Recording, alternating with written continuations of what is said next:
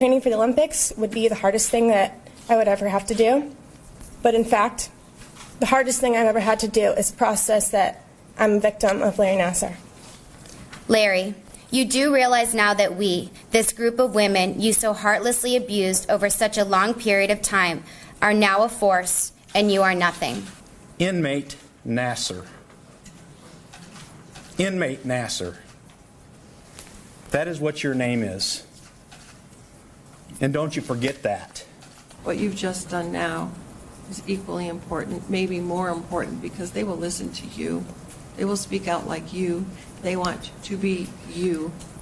You have nothing to be ashamed about.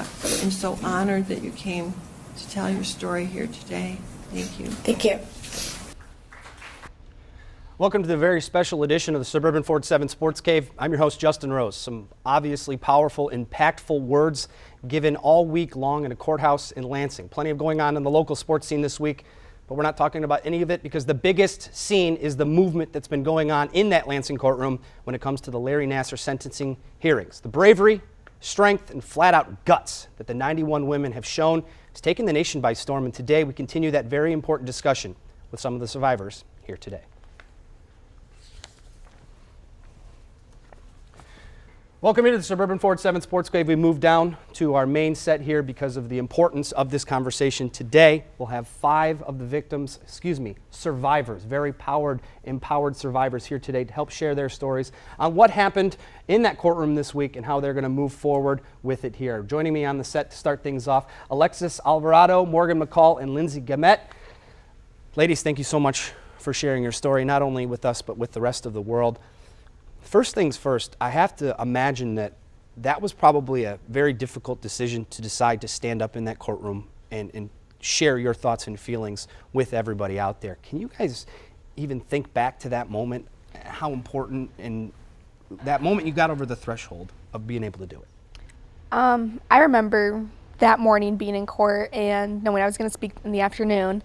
It was really difficult and I actually wanted to not do it. I wanted to back out and have someone else read it for me, but someone was there and they said I needed to do it because they know me, they knew I would regret it, and they were right. I definitely would have. Standing in front of the inmate, as we will refer to him now, did that give you guys a sense of empowerment to pave the way to the rest of your lives? Absolutely. I honestly, looking back on that, I see that as like the formative transition between my childhood and adulthood. I just turned 18, and that's how I'm ringing in my adulthood. That is setting the stage for the rest of my life, I believe. I have to thank Angie Povolitis for giving us the opportunity to speak. It certainly helped me. I had kept it a secret basically for over 20 years, and this was a huge step in my healing journey. How liberating is it now? Do you feel a sense of relief off your shoulders? Absolutely. After I finished my statement, I felt like a different person. I mean, I felt like I faced him and I told him what needed to be said, and it really helped me and really empowered me, I guess.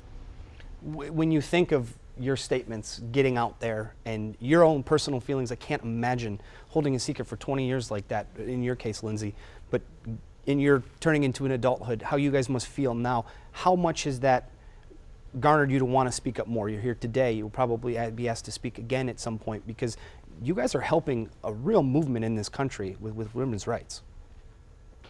That's why we're here today. We want to share our stories so that hopefully it can help other people in our society to accept people to be more open about these types of things so that we can talk about it and listen to each other. Listening to each other, probably key, Morgan. Have you heard from anybody else? And I know that at first there was only supposed to be, so many women that wanted to come out and speak. And 80, 88. And now it's over 120 that have come. Have you heard, any of you have heard from anybody else? Yes, I have heard from so many people, not just fellow survivors, but people telling me their story that, they'll never have the opportunity to face their abuser in court, but through what we've been able to do and what Judge Aquilina has allowed us to do, they feel a sense of freedom and they feel empowerment as well. Do you guys feel that you're part of the movement, the Me Too movement, the Time's Up movement we've been seeing more and more. I know that you don't want to put yourself in that, maybe that situation, you know, that you don't want to claim yourself as that, but you guys are heroes for that. You guys are people that are carrying the flag for that. You guys should be applauded for that as well. Do you guys feel that you're starting that, being a part of that? I think so. I mean, I think we're talking out about this and coming forward and being public is helping other young girls and boys, men and women, to be able to come forward and not be afraid of not being believed. Yeah, this is contributing to the narrative that this isn't just a Hollywood problem. This isn't just, you know, an Olympian problem. I mean, we're just regular people. This can happen to anyone, and everyone should be empowered to share their story, no matter, you know, where you find yourself in the world. Lyndsy is one of the, you know, people who've been through this kind of maybe the longest. When you see young women step out into the light like this, how much has that helped empower you? It has certainly helped empower me.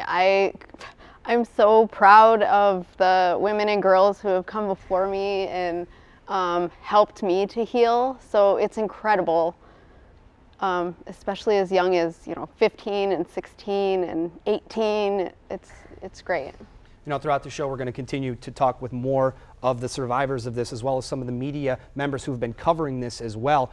We are going to get about what's next, but ladies, what would you guys like to see come next from this, from your perspective? I think it's really important for Blue Anna Simon to step down, and she mentioned that she doesn't know our names, and that's like a slap in the face. She needs to be in court, she needs to see us, she needs to address us, because we have questions for her, and for her to only come half of one day, that's ridiculous, and it's a coward for not being there. Yeah, I hope that, you know, more locally, that this will open up a dialogue and hopefully result in more transparency and accountability from Michigan State University. But in a greater sense, I hope it just contributes to the larger narrative of freedom and people no longer being afraid to share their story. When we hear statements from people like Izzo saying that if they've convicted the right man, that hurts, and that's a big part of the problem, because that's saying that all of our stories that we have shared so publicly might not be true, and hopefully we can have less of that type of thinking. Yeah, absolutely. Thank you guys so much for being here today. I really appreciate it. Good luck to you guys as you continue. This is not the last time I hope to hear from any of you on these issues, and keep on keeping on. All right, ladies? Thank you. All right, thank you so much. All right, coming up next, we're going to have more of the survivors. We're going to talk about more of that Michigan State's culpability in this. Get the thoughts on what's next for the university, Michigan State University that is. That's when we come back on the Suburban Ford 7 Sportsgate. Very special episode today. Stay with us.